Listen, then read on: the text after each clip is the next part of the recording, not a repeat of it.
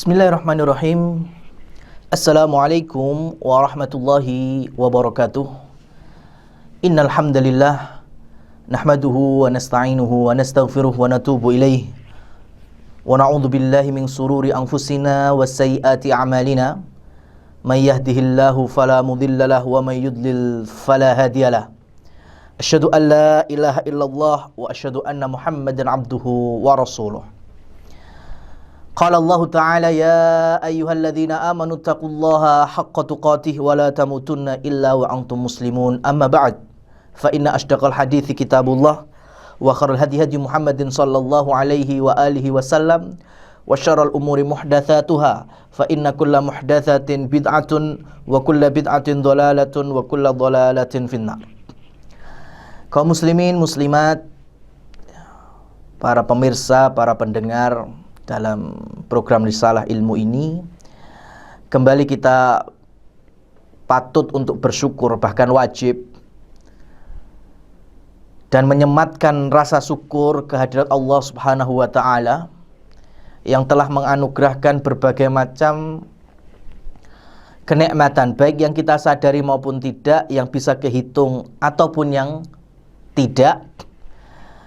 Dan di antara anugerah-anugerah itu, di antaranya yaitu Allah berikan kepada sebagian hamba-hambanya firasah dan juga mimpi. Ada firasat, ada mimpi. Tapi sebelum kita membahas ini lebih jauh, tentunya kita memiliki plot atau frame, yaitu tauhid. Ya, betul-betul kita kembali wa ma khalaqtul jinna wal insa illa liya'budun.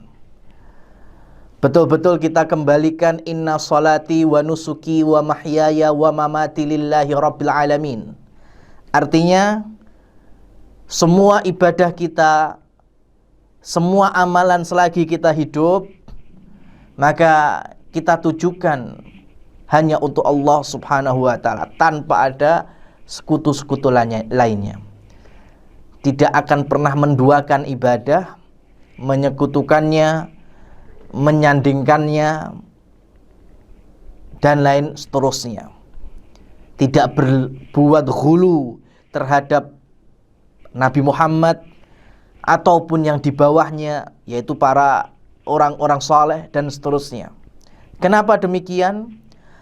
Karena kalau kita bicara firasah ataupun takwil mimpi, itu kalau kita tidak dilandasi dengan akidah yang tepat, maka jatuhnya persis dukun. Karena ini yang menyebar. Orang yang sangat menggemati dan mengamati, bahkan sampai ada dalam proses memprediksi, ya, suka mentakwil mimpi, padahal dia bukan ahlinya, atau kesolehan juga nggak punya. Kemudian memasarkannya, ya, ketik rek spasi mimpi apa, dikirim ke sekian-sekian, nanti dapat balasan, oh takwil mimpinya ini, takwil mimpinya itu. Wah, itu hati-hati. Karena yakin 90% sekian dukun. Ya, kalau enggak 10%-nya apa? Tukang tipu. Hanya asal-asalan saja. Maka tentunya kita akan berusaha menjembatani kaum muslimin dan keluarga kaum muslimin muslimah, ya, di saat Allah perintahkan ya ayyuhalladzina amanu qu anfusakum wa ahlikum nara wa quduhan nas wal hijarah 'alaiha malaikatun ghiladun shidadun la ya'sunallaha ma amarahum wa yaf'aluna ma yu'marun. Ini progres setiap rumah kaum muslimin muslimah, menjauhkan dari api neraka. Yang neraka itu bahan bakarnya dari batu, dari manusia, ya, sahibun nar maksudnya, yang dijaga oleh para malaikat ghiladun syidad, yang para malaikat itu tidak pernah bermaksiat kepada Allah. Apa yang Allah perintahkan mereka pasti siap mengerjakan. Habis itu Allah mewanti-wanti bagi orang-orang yang tidak punya iman. Ya ayyuhalladzina kafaru la ta'tadzirul yaum innama tuzzawna ma kuntum ta'malun. Orang kafir sudah nggak punya alasan lagi. Hari ini adalah balasan yang setimpal dari apa yang telah kalian kerjakan selagi hidup. Ayat berikutnya Allah minta untuk tobat lagi. Ya ayyuhalladzina amanu, orang beriman, tubu ilallahi taubatan nasuha. Ya. Dari beramal soleh menjaga rumah dari api neraka masih ditutup minta tobat. Karena terkadang sebagaimana yang dinisbatkan ucapan ini kepada Imam Hasan Al-Basri, istighfaruna yahtaju ilal istighfar. Terkadang istighfar kita masih membutuhkan istighfar yang lain. Karena kita sering tobat, kumat, tobat, kumat, obat, kumat. Jadi nasuhahnya tercoret. Nah, apa korelasinya dengan tema kita pada hari ini? Bahwa bagaimana rumah-rumah kaum muslimin ingin mendatangkan surga sekaligus jauh dari neraka. Kalau muhawarah, obrolan atau perbincangan yang di dalamnya tidak ada suasana surga, tidak ada suasana neraka, yang ada hanya 100% dunia, maka pengen mencetak firasah yang baik ataupun mimpi ru'yah sholihah ya nggak bakal muncul. Dari kecil obrolan orang tua untuk anak, sudah makan belum? Ini bukan kemudian nanyakan makan belum, nggak penting ya. Tapi rata-rata yang dinanyakan hanya udah makan belum, mandi belum. Kemudian berangkat sekolah ya pulangnya ditanya PR-nya ada apa enggak. Ya, tidak pernah menanyakan terkait dengan bagaimana akhlak gurumu, bagaimana sopan santunmu terhadap kawan-kawanmu, apa saja ilmu yang telah kamu ambil darinya, manfaat enggak, ya, bagaimana ngajimu, jarang. Sampai nanti ketemu masa kuliah ditanya jurusannya apa, kuliahnya apa, di kampus bonafit atau tidak. Ketika lulus masalah pekerjaan, kerja apa, di mana, gaji berapa. Sampai mau ngelamar anak orang, mencari pasangan yang ditanya berapa besar gajimu, kamu nanti pengen hidup seperti apa. Sampai seorang anak punya anak lagi, rutinitasnya seperti itu. Bukan kemudian kita menghakimi semua rata-rata semacam itu, enggak. Pasti ada rumah-rumah kaum muslimin yang menjaga agama. Muhafadzah diniyah wa dunyawiyah. Ada penjagaan agama untuk akhirat, ada juga penjagaan untuk dunia karena bekal hidup selagi masih punya nafas. Ada pasti.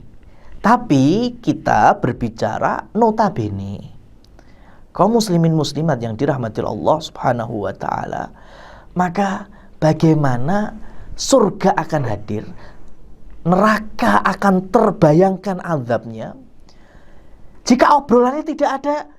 Gimana nak, sudah hafal ayat berapa sampai sekian, ya, kamu ambil tafsir dari gurumu seperti apa, contoh amalan sehari-hari seperti apa, sudah sejauh mana baktimu kepada orang tua.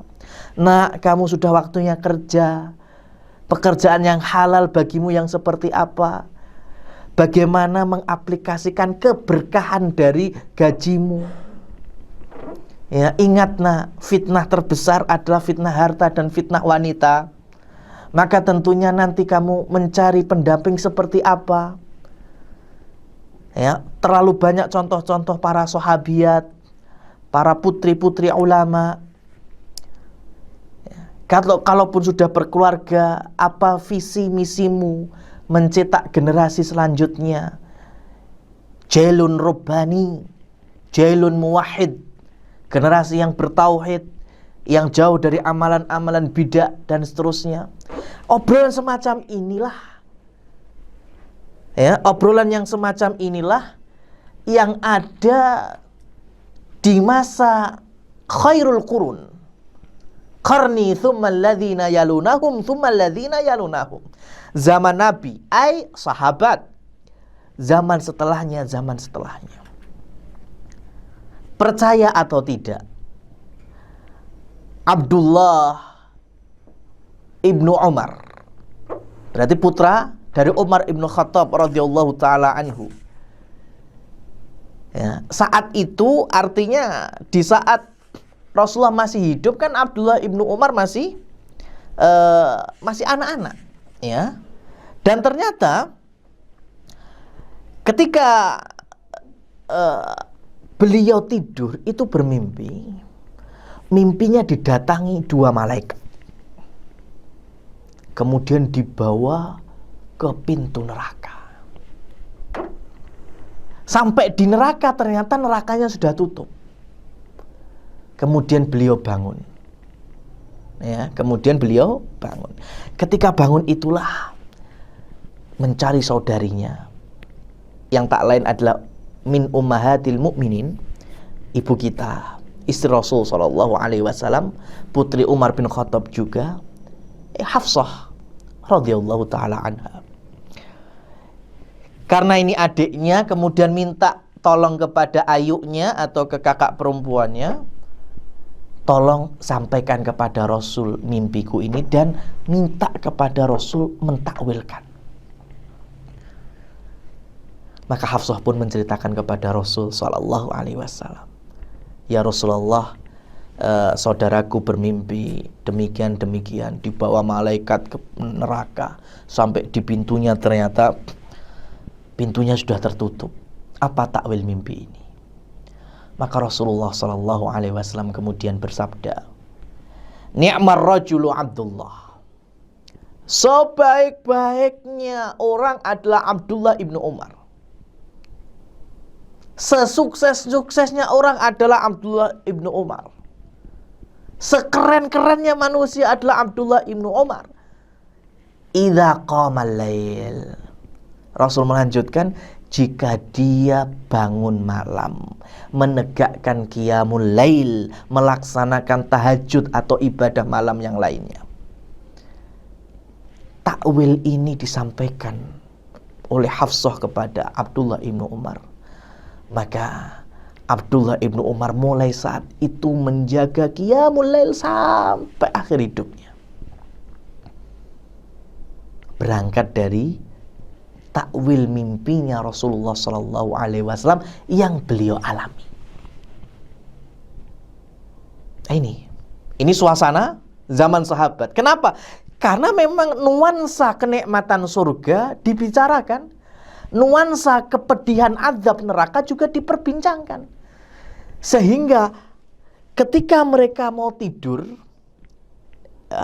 itu bayangannya bisa surga, bisa neraka. Ketika mereka melaksanakan kehidupan, mereka tahu ini halal pintu surga, ini haram pintu neraka. Maka terjadilah takwa. Terjadilah penjauhan diri dari hal-hal yang terlarang. Supaya apa? Birrunnya terjaga. Amalan-amalan kebaikan yang diperintahkan oleh syariat itu diamalkan. I'malu fakullun muyassarun lima khuliqa lahu. Maka beramallah kita. Mari kita beramal, karena sesungguhnya Allah memudahkan sesuai dengan takdirnya. Artinya tidak sembarangan kita mentakwilkan mimpi, apalagi mencari orang ahlinya juga lebih-lebih harus pintar-pintar memilah dan memilih. Karena contohnya terlalu banyak. Di zaman Nabi Yusuf alaihissalam, Nabi Yusuf itu kronologi kisah beliau itu berangkat dari mimpi, ditutupnya pun juga nantinya dari takwil mimpi. Nabi Muhammad SAW ketika beliau sudah fokus tahannuts wa ta'abbud di Gua Hira, sampai kemudian didatangi malaikat Jibril, kemudian mendekap beliau sambil meminta, "Iqra, bacalah." Ma'ana biqari. Rasul sampaikan, aku ini bukan orang yang bisa baca. Dikekep lagi. Ya. Kemudian bacalah, diulangi sampai berkali-kali. Sampai akhirnya Iqra bismi rabbikal ladzi khalaq, sampai ayat kelima dari surat Al-Alaq. Tragedi ini merupakan tragedi besar. Ini kejadian nubuah, dilantiknya Rasul Shallallahu Alaihi Wasallam Muhammad bin Abdillah menjadi nabi. Tapi urusan langit dunia, yang di situ para jin-jin tumpuk undung, ya, saling bertumpuk-tumpukan mencuri berita langit. Karena di dalam Quran surat Al-Jin ayat ke-9, wa anna kunna naq'udu maq'ida lis-sama' faman yastami'il ana yajid lahu shihabar rasada. Dahulu para jin-jin itu mereka bisa mencuri berita langit, tapi ternyata pada saat itu mereka sudah nggak bisa lagi. Langit dijaga oleh api, oleh panah-panah api. Sehingga yang dulunya mereka curi berita langit kemudian dikabarkan ke jin yang di bawahnya dengan bumbu-bumbu yang lain. Kemudian ke bawah lagi dengan bumbu-bumbu berikutnya. Ke bawah lagi dengan tambahan-tambahan berita-berita palsu. Sampai berakhir kepada dukun-dukun dan tukang-tukang sihir, tukang-tukang ramal. Sehingga dukun-dukun saat itu dikenal sebagai orang-orang pinilih, orang-orang pilihan sakti mandraguna, dimuliakan. Tapi ternyata kok sudah nggak seperti itu lagi. Langit dijaga. Dan ketika dicari tahu, oh ternyata telah muncul Nabi akhir zaman, yaitu Rasul Sallallahu Alaihi Wasallam. Ya, Rasul Sallallahu Alaihi Wasallam. Lah, sebelum beliau mendapatkan wahyu Iqra bismi rabbikal ladzi khalaq sampai 5 ayat berikutnya, itu Rasul mengalami ar-ru'ya sholihah kal falakis subah. Dalam riwayat Aisyah radhiyallahu taala anha, bahwa awal-awal turunnya wahyu berupa mimpi-mimpi yang sangat jelas, terang sekali. Berangkat dari mana? Dari mimpi. Ya, dukun-dukun juga biasanya dapat wangsit dari mimpi jin-jinnya, dari mimpi bisikan-bisikan setonnya. Ya. Bahkan nantinya di zaman Rasulullah Shallallahu Alaihi Wasallam ada seorang dukun dari Yaman, Sawad bin Qarib. Ya, itu sudah nggak sakti lagi. Ya, karena setiap berita yang dikabarkan sudah nggak seperti aslinya. Ya, maka dukun-dukun zaman sekarang, waduh, kalau dibandingkan kesaktiannya dengan dukun-dukun di masa Rasulullah dan sebelumnya, jelas lebih sakti dukun-dukun zaman dulu. Sebabnya kenapa? Karena dukun zaman dulu, jin-jin yang ada interaksi dengan mereka itu mampu, memang Allah kehendaki mampu mencuri berita langit. Meskipun nantinya mereka olah lagi, tambahi kedustaan dan macam-macam. Sehingga dari sekian persennya itu benar atas kehendak Allah. Nah, dukun sekarang, jin dan setan sudah nggak bisa mencuri berita langit. Jadi sudah jauh abal-abalnya. Itu pun dari dulu sampai sekarang masih banyak pengikutnya. Itu anehnya. Aneh sekali. Yu'minuna bil jibti wa taghut. Orang-orang Yahudi itu mereka mengimani al-jibti wa taghut. Ya, sihir-sihir, dukun-dukun, setan-setan, mereka mengimani. Ternyata diikuti oleh umatnya Nabi kita Muhammad SAW.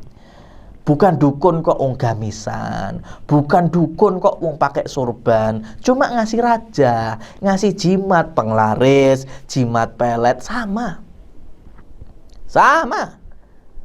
Haddus sahir dharbatu bisayf. Hukuman bagi penyihir, tukang ramal, dukun, ya, dibunuh. Ini perintah dari Umar bin Khattab. Ya, disepakati oleh Aisyah, oleh Hafsah, oleh Jundub, ya, oleh Qais, ya, lebih dari 5 sahabat atau kurang lebih ada 6 sahabat yang ada di masa Umar bin Khattab radhiyallahu taala anha sepakat tidak mengingkari untuk membunuh para penyihir dan dukun. Kenapa? Karena mereka telah memberikan madharat yang besar terhadap umat. Lah ini Sawad bin Qarib ini dukun Yaman. Ketika sudah mulai sudah kayaknya ada sesuatu ini, maka dia tidur dimimpiin oleh jinnya. Udahlah, nggak usah dukun lagi, sudah ada nabi. Hari pertama nggak dipercaya, hari kedua mimpi yang sama, hari ketiga dan seterusnya sampai akhirnya dia cobalah. Jinnya bilang ada nabi baru di Mekah. Berangkat ke Mekah, ternyata nabi sudah hijrah. Bayangkan udah 13 tahun loh itu. Ya, sampai di Madinah ketemu para sahabat, kemudian datang kepada Rasul Shallallahu Alaihi Wasallam dan ujung-ujungnya beriman dari mimpi. Jadi mimpi itu bisa ke siapa saja, baik untuk orang buruk, ya, maupun orang soleh. Ya, terkadang mimpi baik pun untuk orang yang tidak beriman bisa jadi. Seperti hanya kepada kakek Rasul Abdul Muthalib. Ketika Allah menghendaki bahwa Abdul Muthalib lah nanti penemu Zamzam, ya, ketika ditimbun oleh Jurhum atau suku Jurhum itu ratusan tahun, yang menemukan pertama kali siapa? Abdul Muthalib. Lewat apa? Mimpi. Mimpi pertama diminta galilah at-tibah. Apa itu tibah? Ya, mimpi kedua pakai istilah lainnya, al-barah. Kemudian mimpi hari ketiga galilah al-madmunah. Apa ini yang tertimbun itu apa? Sampai mimpi kesekian galilah Zamzam. Baru kemudian, oh iya, ada cerita dari kakek-kakek kita bahwa di sekitar Ka'bah itu ada sumber mata air, ada sumur, ada Zamzam sebutannya. Wah, itu sudah kayak legenda itu. Ternyata melalui mimpi itu Allah takdirkan Abdul Muthalib yang menemukan Zamzam sampai hari ini. Nah, baru kemudian kita akan berusaha mendefinisikan sebagaimana Rasul Shallallahu Alaihi Wasallam mengkabarkan kepada kita bahwa sejatinya mimpi itu ada 3. Ya, ada 3. Sekali lagi, ini jangan kemudian asal uji coba atau dalam tanda petik memang sengaja untuk meramal, karena bisa jadi di perempatan jalan depan itu setan mulai menggoda kita. Ya, mulai menggoda kita. Oh ya, gini mimpimu ini, artinya mimpimu ini. Akhirnya kita mulai tidak berusaha beramal soleh, terlalu terbebani dengan mimpi, sudah. Padahal tadi di depan kita sampaikan i'malu fakullu muyassarun lima khuliqalah. Harus kita beramal. Karena mimpi itu di antara para ulama menyebutnya seperti hanya katoir, seperti burung. Ya, kalau kita tidak mereken ya terbang gitu saja. Artinya nggak perlu kita was-was dengannya. Ya, nggak perlu kita terlalu terbebani dengan mimpi-mimpi itu. Ya, kita nggak ngereken ya seperti hanya burung kalau sudah nangkring kemudian terbang, sudah nggak ngereken tangkringannya tadi. Ya. Yang pertama, bisa jadi apa yang kita lihat di dalam tidur itu sifatnya hadithun nafs. Yang pertama adalah hadithun nafs. Artinya ar-rajulu yuhadditsu nafsahu. Keinginan hati, hasrat, ya, atau impian. Contohnya, hari ini Jumat ini saya kok pengen sekali makan mie ayam ya. Ya, tapi karena kesibukan atau nggak ada dana, akhirnya ya hanya sebatas impian saja. Ya, cita-citanya mie ayam tapi nggak kelakon. Ketemu malam, pas tidur, mimpinya makan mie ayam. Ya, ini nggak perlu direken. Inilah yang disebut dengan bunga tidur, haditsun nafsi. Ya. Oh, saya pengen kendaraan baru, motor baru, mobil baru, tapi nggak kesampaian. Itu sampai ke bawah tidur mimpi, ya sudah. Nggak perlu direken, itu hasrat diri. Hari ini kita mikir apa, kemudian ke bawah tidur, ya sudah. Itulah yang disebut dengan bunga tidur. Ya, nggak usah diotak-atik itu, ya, nggak usah diotak-atik. Apa saja. Mohon maaf, mungkin ada yang orang tuanya meninggal lama. Kemudian yang namanya anak kan kadang kangen sama orang tuanya. Ya, kangen sama orang tuanya, apalagi ngepasi ini memang hari wafatnya. Istri ditinggal suami, suami ditinggal istri. Ya, akhirnya ketika ingat, ya, itu sampai ke bawah hati dan berlanjut tidur atau ketiduran, kemudian mimpi ketemu orang tua, mimpi macam-macam yang ujung dari godaan ketika masih sadar. Ini namanya haditsun nafsi. Ini nggak perlu kita takwilkan. Ya, nggak perlu kita takwilkan. Dan satu lagi, kita tidak perlu bersusah payah mengangkatnya ke status sosmed. Itu tambah runyam lagi. Dikit-dikit mimpi apa, status. Nanti membawa potensi orang berkomentar macam-macam, dibaca lagi, akhirnya tambah pikiran. Ya. Ini padahal masih yang bunga tidur. Karena ada yang kedua jenis mimpi, yaitu hulum, yang biasanya membawa rasa takut, was-was, sedih. Kadang bangun itu sampai nangis-nangis. Maka mimpi yang kita lihat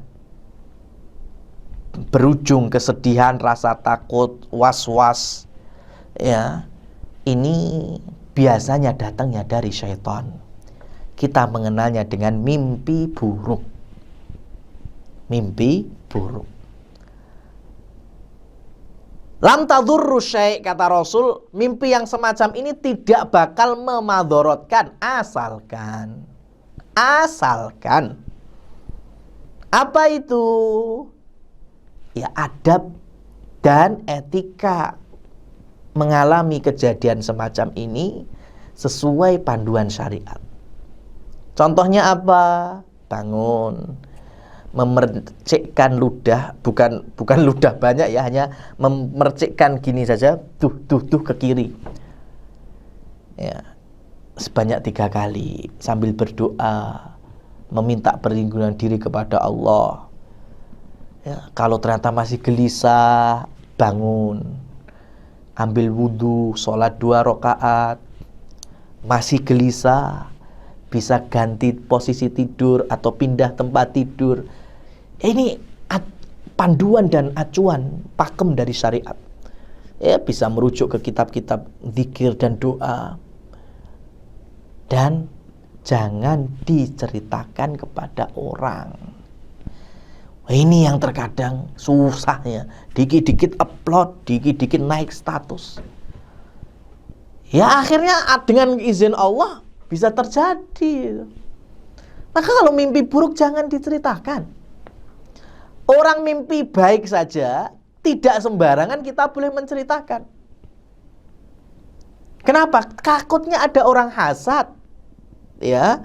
Takutnya ada orang yang tidak suka dengan mimpi itu. Jadi cerita harus orang-orang tertentu, orang yang dekat dengan kita, paham kita, itu pun kesolehannya kita mengenalnya, apalagi orang yang berilmu, orang yang menjaga syariat ini. Masya Allah, ini baru boleh kita ceritakan, nggak sembarangan. Apalagi sekali lagi status, story. Sekelas Nabi Yusuf alaihi salam. Idh qala Yusuf li abihi ya abati inni ra'aitu ahada asyara kawkaba wasyamsa wal qamara ra'aituhum li sajidin. Wahai ayah, Nabi Yakub ini juga ahli takwil. Aku melihat 11 bintang, ada 1 matahari, 1 bulan. Aku melihat mereka semuanya sujud kepadaku. Kemudian Nabi Yakub mewanti-wanti, qala ya bunayya la taqsus ru'yaka ala ikhwatik fayakidu laka kaida. Jangan engkau ceritakan kepada saudara-saudaramu, wahai anakku. Takutnya nanti muncul makar, tipu muslihat dari mereka. Ini mau kronologi awal kisah Nabi Yusuf kan diawali mimpi. Mimpi yang Nabi Yakub, ya, dengan izin Allah memahami takwil ini. Asyams siapa? Nabi Yakub. Al-Qamar siapa? Ibunya Nabi Yusuf. 11 bintang siapa? 11 saudaranya. Dan ternyata mimpi itu menjadi proses jalannya kehidupan Nabi Yusuf sampai ke Mesir. Itu semuanya nih progres dari takwil mimpi itu 80 tahun berikutnya. Dan itu terjadi, ya. Dan ternyata nantinya dikabarkan di akhir cerita, inilah takwil mimpi yang dulu. Nah, maka orang yang baik saja mimpi tidak langsung kita diminta menceritakan ke semua orang, apalagi kalau mimpi yang buruk. Maka sekali lagi, mimpi yang membuat kita gundah gulana itu rata-rata datang dari syaitan. Maka kita minta perlindungan diri. Dan nyaris, bahkan bisa dibilang tidak pernah para nabi dan rasul mimpi semacam ini, ya, karena mereka orang-orang maksum yang dijaga oleh Allah Subhanahu wa ta'ala. Apalagi di antara nubuah, di antara model Allah menurunkan wahyu, yaitu melalui mimpi. Maka mimpi yang nomor 3 adalah ar-ru'ya as-salihah. Ya, ini yang biasanya datang dari Allah Subhanahu wa ta'ala. Ini, ya. Inna fi dzalika la ayat lil mutawassimin, seperti ada dalam Al-Hijr, ya. Di situ Allah berfirman, ya, disitulah ada tanda-tanda bagi orang-orang mutawassimin. Nah, mutawassimin itu siapa? Mujahid, kemudian Abdullah ibnu Mas'ud, kemudian tabi'in yang lainnya. Mereka punya pendapat, yang pendapatnya saling berdekatan. Ada yang bilang ahli takwil, ada yang bilang ahlul farasah, ahli firasat, ya, kemudian ahli tafsir. Itulah mutawassim. Artinya dari hamba-hamba Allah sepeninggal para nabi dan rasul, memang ada orang-orang yang faham akan hal ini, faham tafsir mimpi. Cuma tafsir mimpi itu tidak mudah diajarkan, karena ini ibarat para wali-wali auliyaillah. Ketika Allah menganugerahkan karomah bagi mereka, terkadang nggak tahu kalau itu karomah, ya, karena tidak bisa didemonstrasikan, ya, tidak bisa dengan mudah mendapatkannya, karena itu memang bonus dari Allah, berangkat keimanan, akidah, tauhid, dan amal soleh yang benar. Lah mutawassim, orang yang mampu istilahnya menafsirkan mimpi, itu juga nggak sembarangan. Orang-orang yang betul-betul soleh. Ada satu kitab yang dinisbatkan kepada Ibnu Sirin. Ya, padahal wallahu a'lam apakah Ibnu Sirin beliau ridho disebut sebagai ahli takwil. Yang jelas memang Ibnu Sirin acap kali memiliki tafsir-tafsir mimpi yang banyak orang datang kepada beliau ya, dan menceritakan mimpi-mimpi mereka. Tapi bayangkan, terkadang orang itu bermimpi sama, tapi tafsirnya beda, takwilnya beda. Maka inilah kenapa nggak sembarangan kita menceritakan mimpi, ya, dan jangan mudah hanya membaca apalagi zodiak yang bertebaran, tafsir mimpi yang nggak ilmiah, Islamiyah. Oh, mimpi ketemu ini, oh tafsirnya ini, mimpi alasannya kenapa? Karena dua orang mimpi yang sama bisa jadi takwilnya berbeda.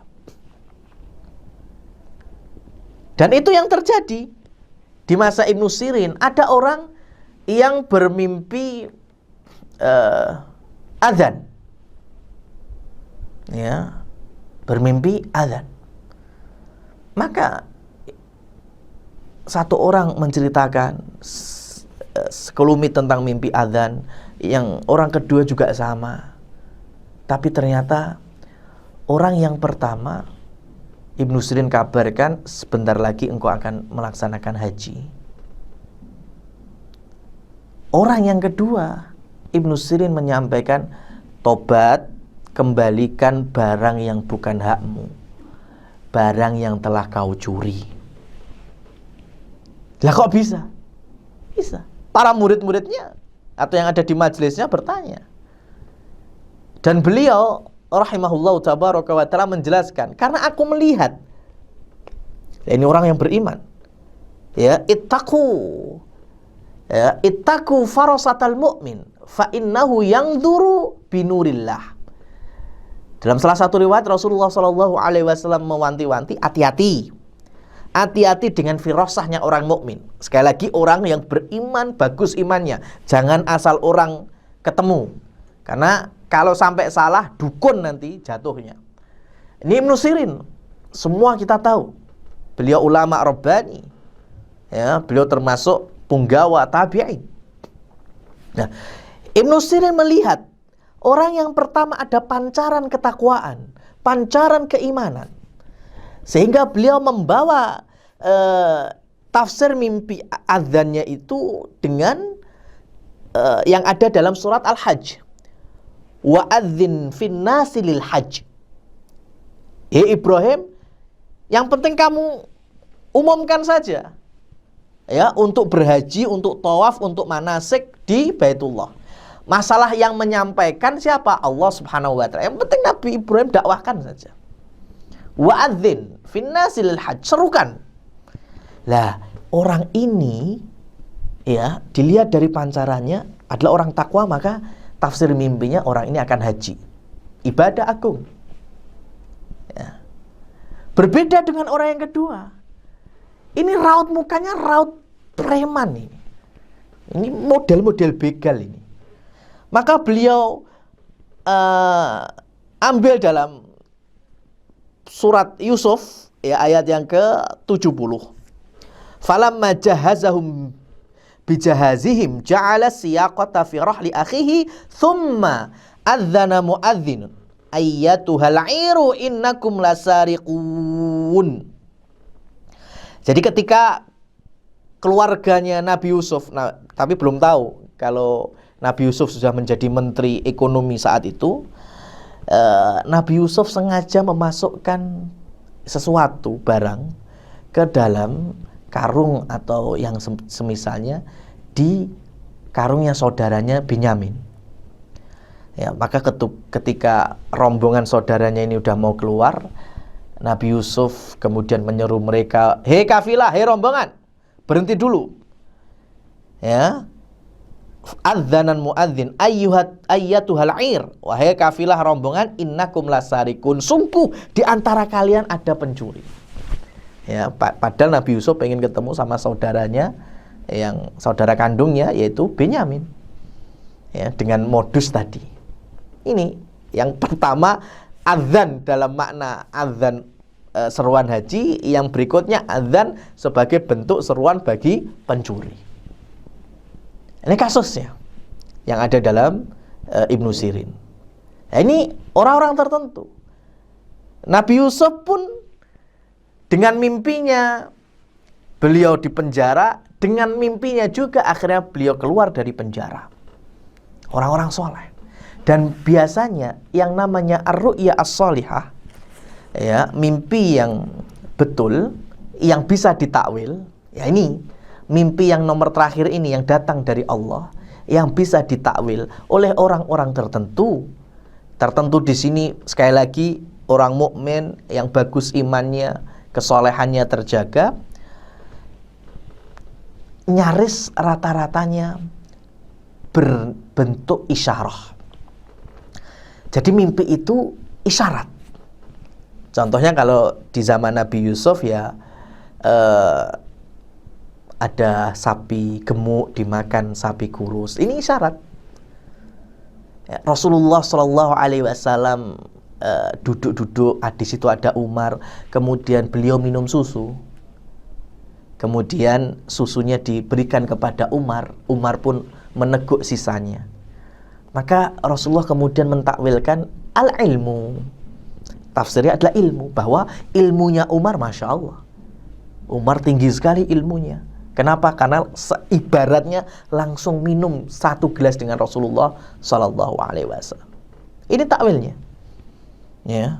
Kemudian ada sebagian sahabiat ataupun sahabat yang mimpi-mimpi isyarat-isyarat, kemudian dibawa kepada Rasulullah, Rasul mentakwilkan. Bahkan nyaris, ya, sebelum perang Uhud, Rasul bermimpi, ya, mimpi hewan, ya, yang artinya beliau takwilkan kota Madinah. Kemudian pedang yang gempil atau cuil, beliau takwilkan salah satu dari saudaranya bakal syahid di medan Uhud. Dan ternyata benar, ada Hamzah bin Abdul Muttalib radhiyallahu anhu, paman beliau. Ya. Ini takwil-takwil mimpi yang datang dari Allah Subhanahu wa taala, yang kebanyakannya adalah isyarat. Nah, kalau ternyata bentuknya isyarat, maka hanya orang-orang yang pandai melihat isyarat ini, ya, diantaranya yang mutawassim tadi adalah ahli firasah. Sekali lagi, kalau sampai salah, keblinger, jatuhnya tadi bisa tukang ramal. Maka Abdullah ibnu Mas'ud menjelaskan dan pernah menceritakan ada 3 sosok yang nggak pernah meleset firasahnya. Di kalangan sahabat ada Abu Bakar As-Siddiq. Kemudian di zaman Nabi Yusuf, yaitu Azizul Misr, ya, menteri atau perdana menteri atau petinggi Mesir. Kemudian di zaman Nabi Musa, seorang perempuan putri punggawa pembesar Madian yang kemudian diperistri oleh Nabi Musa. Nah, ini 3 orang ini yang firasahnya Masya Allah kencang sekali. Ya, Rasulullah Shallallahu Alaihi Wasallam yang dikeluarkan oleh Imam Bukhari, idza iqtarabaz zaman, jika kiamat sudah semakin dekat, fala yakadu ru'yal mu'min yakdzib, maka nyaris firasatnya orang yang beriman itu tidak akan meleset, tidak akan berdusta. Selagi orang mukmin tadi apa? Shaduqul lisan, betul jujur ucapannya, jujur hatinya. Ini salah satu tanda akhir zaman. Firasatnya orang beriman yang antara hati dengan lisan tidak ada bedanya, itu nyaris benar. Artinya nyaris meleset. Kenapa? Karena nubuat sudah nggak ada. Dan di antara tanda kenabian yang masih ada yaitu mubasyirat. Dan apa itu mubasyirat? Ar-ru'ya as-shalihah. Ya, mimpi-mimpi yang benar, firasah-firasah yang benar. Yang itu datangnya tadi ada yang dari Abu Bakar. Abu Bakar punya firasat, sepeninggalku yang aku pilih Umar. Para sahabat tahu Umar itu super tegas. Nanti lama-kelamaan orang pada takut, nggak ada kelembutan. Ini versi orang lain. Versi Abu Bakar, Umar itu tegas karena aku yang terlalu lembut. Ya, ibarat kendaraan kalau ngerem terus kapan ngegasnya? Lah, Umar ini sebagai gasnya. Maka sodako Abu Bakrin. Abu Bakar benar saat ini. Ketika Umar menjadi khalifah, ternyata beliau sangat lembut terhadap sahabat-sahabat dan para kaum muslimin. Ya, ketika jihad pun Umar itu strateginya sebisa mungkin tidak jatuh korban dari mujahid. Sebisa mungkin. Kalau bisa nggak usah perang aja, biar tidak terjadi korban. Itu beliau memundurkan ekspansinya. Tapi terkadang sudah ada kesepakatan, sudah berangkat-berangkat. Yang penting dijaga bagaimana kaum muslimin tidak banyak yang jatuh korban. Amur Ramadah, Umar sendiri yang memasakkan bagi kaum muslimin di kemah-kemah itu. Lembut sekali. Maka sungguh benar beliau katakan, alhamdulillah segala bagi Allah yang menjadikan orang-orang terpenuhi rasa takutnya kepadaku. Biar wibawanya ada. Dan alhamdulillah alladzi mala'a rahmati ala ummah. Dan segala puji bagi Allah yang telah memenuhi rasa rahmatku, kasih sayangku kepada rakyatku. Masya Allah, pas. Ya, rakyat merasa segan, muncul wibawa pemimpin, dan pemimpinnya muncul rahmahnya. Klop sudah. Ini yang kita idam-idamkan. Zaman Nabi Yusuf tadi, ketika Nabi Yusuf menjadi budak, ya, dijual belikan, kemudian Aziz Misr, ini orang nih kayaknya nantinya bakal jadi pembesar ini. Ini firasah. Dan ternyata benar, Nabi Yusuf menjadi menteri ekonomi yang dengan takwilnya itu progresnya ada. Dan yang terakhir, istri atau putri Madian ketika menggembala, kemudian gak bisa buka tutup sumur yang bukakan Nabi Musa.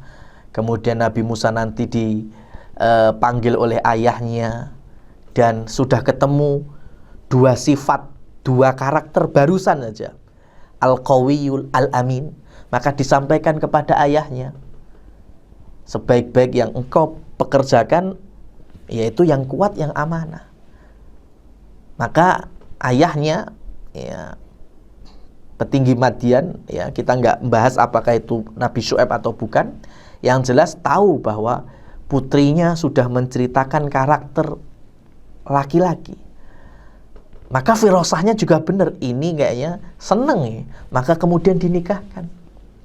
Putrinya juga benar, punya firasat, ini laki-laki, yaitu Nabi Musa, dengan keamanahannya ketika jalan itu, ya, beliau di depan, kalau belok melemparkan kerikil ke kanan atau ke kiri, macam-macam.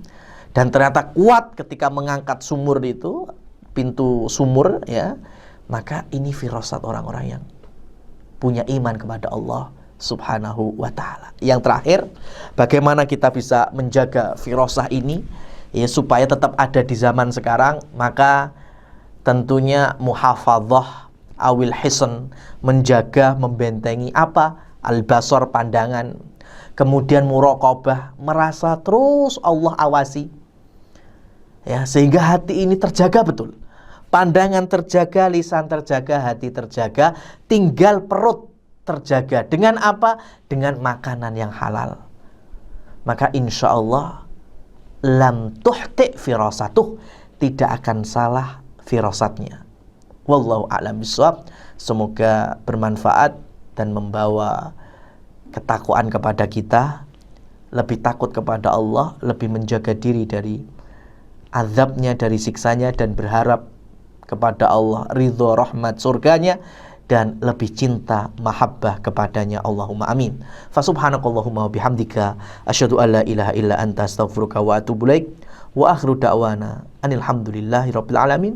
Wabillahi taufiq wal hidayah. Wassalamualaikum warahmatullahi wabarakatuh.